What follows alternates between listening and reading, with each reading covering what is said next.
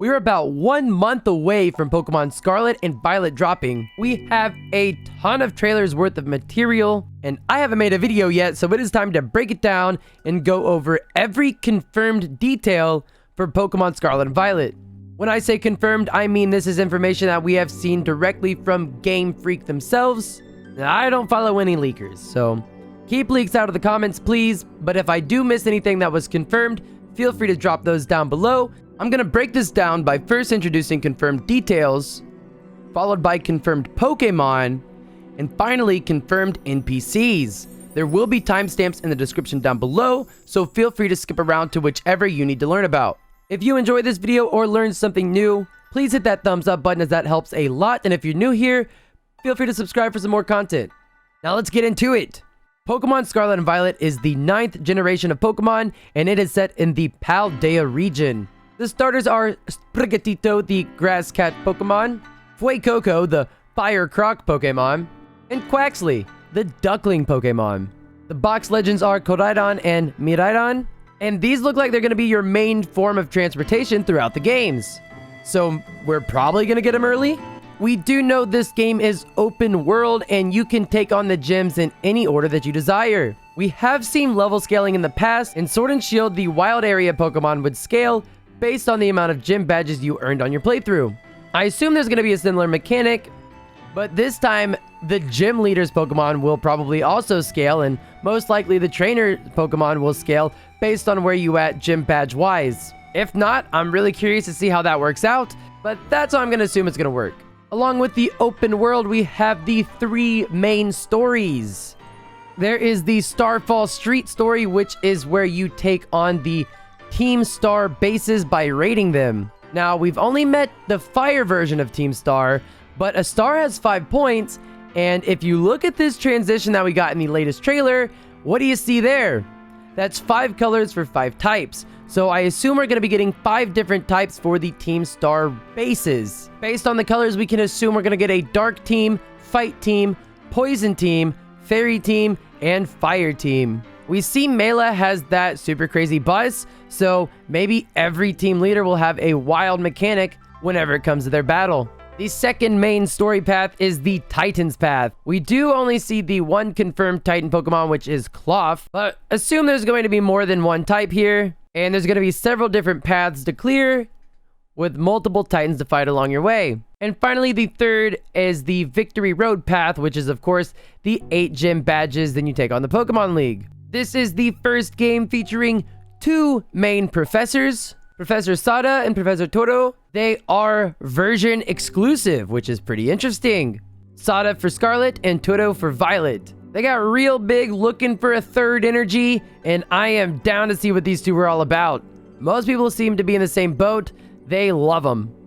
What do you think about the 2 professors? Which one's your favorite? Let me know down in the comments below. Touching more on the gym battles, we see that there are gym tests prior to the leader battles. This looks something like a combination of what we got in Sword and Shield and what we got in Alola, where there's like mini trials that you have to take on before the battle itself. The example we are given is the Sunflora race, and I'm really excited to see all of the different types of competitions they can come up with before we take on the big bads. Speaking of battling, the main battle mechanic introduced in Gen 9 is going to be the terastallizing. That's a stupid word, so I'm going to call it Terramax, because it's basically Dynamax, but all shiny and stuff. One of the major differences here is that it changes the type of your Pokemon, which is insane. Any Pokemon can get any of the 18 confirmed types, and there's also a new move called Terra Blast that changes to the type of your Terramax typing. Don't forget, if you get the game around the launch window, you can get a flying type Terastallization Pikachu with the move Fly, so don't forget to do that whenever the game drops. Moving on, we see what looks like is going to be overworld evolutions. That's just a cool little thing to bring more continuity to your gameplay and make it feel like that you're actually doing things in the world that you're doing things in. Very cool that it doesn't cut away to a new screen whenever your Pokemon evolves. I think this is going to be a really welcome addition to the series. We also see a robust character customization system. I have long hair, and so The whole BDSP and Legends Arceus character customization was awful. BDSP, I think, had gender-specific hair types, which, I mean, come on, Gamefreak, it's 2022!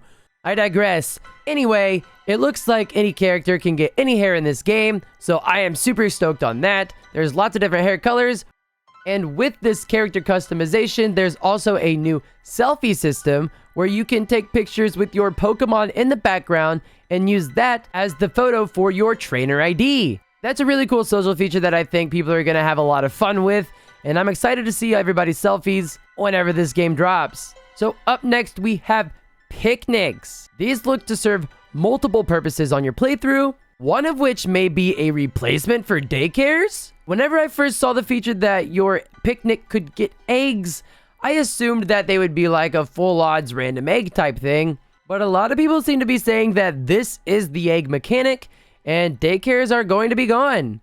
I'm still hopeful for a daycare, but if you can get eggs just as fast and have some sort of control over the egg you get, then I guess being able to get eggs anywhere you are on the map is a good thing. We'll see how this plays out when the game drops. What we know you can do in picnics is play with your Pokemon, scrub them like back in Gen 7, and make the region's food, which are sandwiches. That is right, you can feed ham to a Lechonk in Gen 9. That's great. We also have Terramax Dens confirmed for the multiplayer. This is the only multiplayer activity that we have really confirmed from Gamefreak at this point, and they're basically just max dens from Sword and Shield with the Terramax Pokemon. If you're excited about that, yay! We'll see how it works in the future. We also know that there's going to be TM crafting, which they say you can use league points and other items in the world to craft moves that you need to make your team optimal. This doesn't seem like it's going to replace overworld TMs or anything like that. It's just a feature you can use whenever you need the extra TM. I like it. Bring it on. Good change. Alright, so let's take a look at some of the battle mechanics for Scarlet and Violet. We have new abilities, one being Cud Chew. Cud Chew allows you to eat a berry a second time the next turn. The other new ability we've gotten is Armor Tail, which prevents priority moves. Both of these are very good, and they're both exclusive to Farigiraf, which is Girafarig Evo. So kind of interesting. I wonder if we're going to see Armor Tail on more things. I really do hope so. A new move we have is Shed Tail. We see Cyclizar using this move. It might be exclusive, we'll see. But this allows you to create a sub and then swap to a Pokemon in your party.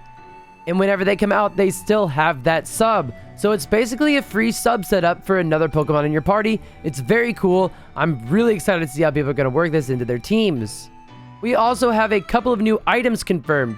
One is called Mirror Herb. This copies the opponent's stat increase when consumed. The example we're shown is an Azumarill using Belly Drum, at which point Titan then consumes the Mirror Herb and gains that max stat boost. The second item we're given info on is the Loaded Dice. This makes multi-strike moves more likely to hit more times. Think things like Bullet Seed or Icicle Spear. Now, in terms of the battle themselves, we are going back to traditional battling for like gyms and trainers and things like that. It is not the wacky Arceus system. However, we do see that there are overworld battles, which are piloted by commands you give to your Pokemon in the overworld. For example, the Let's Go command will make it so your Pokemon auto attacks overworld Pokemon. And we did bring up Arceus, so let's look at some speculation here. In the Terramax battle, we see that the Pokemon on the player side is attacking through sleep.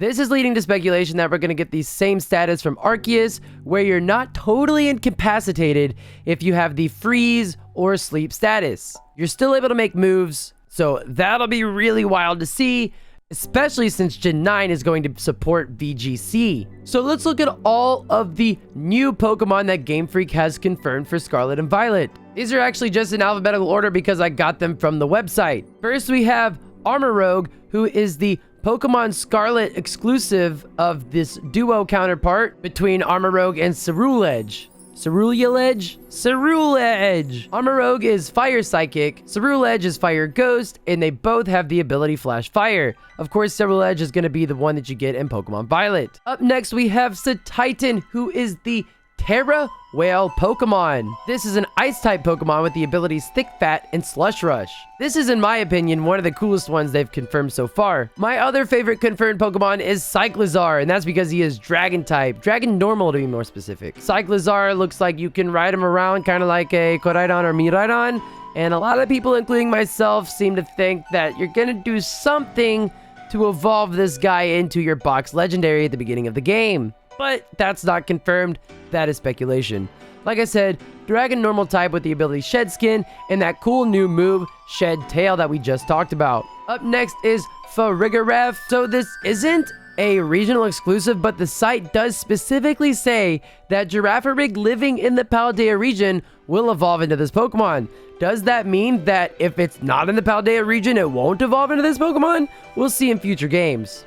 Farigiraf is the long neck Pokemon. The typing is normal psychic, and he gets the new abilities Cudchew and Armor Tail. I can't believe they gave this one Pokemon two brand new abilities, and this kind of makes me think that we'll see them on other Pokemon in the game. I really hope that these aren't exclusive to Farigiraf. Up next is Fido, the puppy Pokemon. This is a pure fairy typing so far. I still think we're gonna get a food typing, but I digress. The ability is Own Tempo, and I swear to God, the fan names for the proposed Evo of this Pokemon are the best things I've ever seen. Some examples are Purebred, hahaha, and Doberman. Let me know your best Fido Evo name down in the comments below. One of the two new Pokemon who got exclusive trailers is Grafaiai. This thing has some amazing coloration, and I really hope that this is a dope shiny. Grafaiai is a moody Pokemon with a fastidious disposition. It doesn't form packs, preferring to roam alone. It's constantly caught up in territorial struggles with other Pokemon. This is a toxic monkey Pokemon, typing Poison Normal, with the abilities Unburden and Poison Touch. Next up is Cloth, who we already determined is one of the Titan Pokemon in the game. It just says Cloth is a Pokemon with powerful claws. Cloth is the Ambush Pokemon. He's pure rock typing, and the abilities are Anger Shell and Shell Armor. One of the Pokemon to take the internet by storm is Lechonk, and rightfully so. This name is incredible. The design, I'm not a big fan of it though. We do know Lechonk is used by Nemona, and this is categorized as the Hog Pokemon. It is normal typing with the Aroma Veil and Gluttony abilities. I would be surprised if it doesn't get a ground typing when it evolves, but we'll see whenever the games come out. As of now, I will not be rocking Lechonk on my team. Just thought I'd get that out there. The first actual regional form that was confirmed for the game so far is Paldean Wooper. We do not know what Quagsire looks like yet, but Wooper looks incredible. It's got the skull and crossbones vibe, which is really cool to the Portuguese and the whole Knights Templar thing. It's a whole thing. But anyway, it's a great design, great concept, cool typing. It's the Poison Fish Pokemon with the Poison Ground typing. The abilities it gets are Poison Point and Water Absorb, which Water Absorb on a ground type Pokemon, that's gonna be awesome. My favorite baby Pokemon that's been announced so far is Pawmi. We know that Nemona also uses Pawmi, and this is categorized as the Mouse Pokemon. This is the Pika clone, and this is honestly one of my favorite Pika clones that they've ever done. I can't wait to see the shiny on this, and something tells me we might see an Evo with this one. I don't know, but I get that vibe here. This is pure electric typing with the abilities Static and Natural Care. Another great name for the Paldea region is Smoliv. Smoliv is also on Nemona's team. This is the Olive Pokemon, typing Grass Normal with the ability Early Bird. And last, but certainly not least, is none other than the Pokemon your mama warned you about, Wiglet. Wiglet is the Garden Eel Pokemon and is the other Pokemon that got an exclusive launch trailer. It said that Wiglet's resemblance to Diglett might be a mere coincidence, a result of its adaptation to its environment. The typing is Water, and its abilities are Gooey and Rattled. Those are all of the new Pokemon that are confirmed and listed on the Scarlet and Violet website. Now let's take a look at some hidden mons. One of the most obvious ones, and one that I think is basically confirmed at this point, is the engine on the bus that you see Mela standing on. It's got a mouth and an eye, and I really don't know what it could be other than a Pokemon. Along with this, we have the engine possible pre-evolution. We see this on the axle of the bus in the latest trailer, and it seems to be a smaller engine with a little eyeball. I don't know what this means. Are there fusions? Do you need multiple Pokemon to make one Pokemon? I don't know what's going on here. Let me know your best guess down in the comments below. Also in the last trailer, we got the mini-map spawns, which showed 3 new Pokemon. The green parrot, the white mouse Pokemon, and the little salt mushroom looking thing. This was a pretty big find and a very tiny detail, but this actually has a lot of implications, and I'm super excited to see what these Pokemon look like when we actually get our hands on the games. And finally, also coming from this most recent trailer is the Armorogue and Ceruledge Prevo. Now, that's what it's speculated to be, but we do for sure see a new type of Pokemon in this screenshot here. It could be something different, but it does have the same kind of vibes as Armorogue. Let me know what your favorites are in the comments down below, and let's take a look at the confirmed NPCs for Pokemon Scarlet and Violet. Again, this is going to be in alphabetical order. We're going to go ahead and start with Arvin. Arvin is an upperclassman at the academy. He's good at cooking and is researching healthy recipes that can help Pokemon feel better. He will be asking you to help him out since he isn't good at Pokemon battles, and we do see that Arvin is the one who asks for the Herba Medica, whatever, something like that, which is what you get through the Titan battles. Up next is Brassius. Brassius is the gym leader of Artazon, a town that's alive with flowers and art. He specializes in using grass-type Pokemon and is known as the Verdant Virtuoso. Up next is Clavel. Clavel acts as the director of the academy, and since you're a new student, he will teach you many things about your school. He can be strict, but he can also be kind. He seems to be a friend of Professor Sada, Professor Turo, and a lot of people think he's related to the enemy team. We'll see about that whenever the games come out. Holy Legs, next up is Geeta. Geeta is the chairwoman of the Pokemon League, which operates Paldea's Pokemon gyms. Among the region's champions, she reigns supreme as the most skilled trainer of all. With this description, it is confirmed that the region has multiple champions, and so maybe that means we'll get something like another tournament of champions as an in-game loop instead of fighting the same champion over and over again like we're used to. Grusha is the ice gym leader, and he used to be a professional snowboarder. He's the leader of the Glaciado gym, and he has Titan as his partner. He's usually cool-headed, but when battles get heated, he starts showing the emotions he usually keeps pushed down. Does this mean that Grusha has an ultimate form whenever you get down to his final Pokemon? It must be over 9,000. Next up, we got Jacques. Mr. Jacques is your homeroom teacher, and he teaches biology. He's very knowledgeable about Pokemon biology, and is the developer of the Pokedex app for the Rotom phone. He has a slightly airheaded side to him, and he sometimes loses himself in his research. Mela is of course the boss of Team Star's fire crew, the Shadar Squad. As the team's best all-rounder, Mela fixes any and every problem thrown her way, though her methods are heavy-handed. She leaves a forceful and gruff impression, but her steadfast devotion to completing anything she puts her mind to has earned her the trust of her teammates. Nemona is your friend who has a sunny and energetic disposition. She absolutely loves Pokemon battles. She's an experienced Pokemon trainer and serves as a reliable guide for you on your adventures. She has undisputed skill in battle, though it does also seem that she's not the best at throwing Pokeballs. I don't know how this plays into the story, but we will see. Penny is in the same grade as you.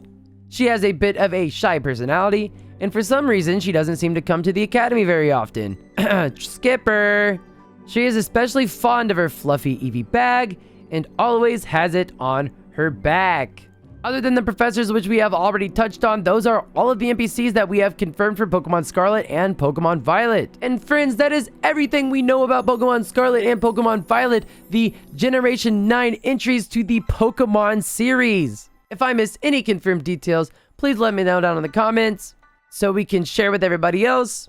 I hope you're just as excited as I am to get your hands on these games when they come out on November 18th. I'm still salty about the United States pre-order bonuses, which are basically non-existent, But either way, I'm probably gonna get like 9 copies, so meh. If you enjoyed this video, please give it a thumbs up because that helps more than you know. If you are not subscribed, please hit that subscribe button for more Pokemon content. If you didn't know, I stream every single night over at twitch.tv/precision. So come on in, hang out, and you know we're gonna be going hard for Scarlet and Violet. This has been an incredibly fun video to make. I'm glad I finally got some Pokemon content on my page again. I will be covering Scarlet and Violet when it comes out as well, so you're gonna want to stay tuned for that. Let me know what you're playing in this last month before release, and I will see you all in the next one.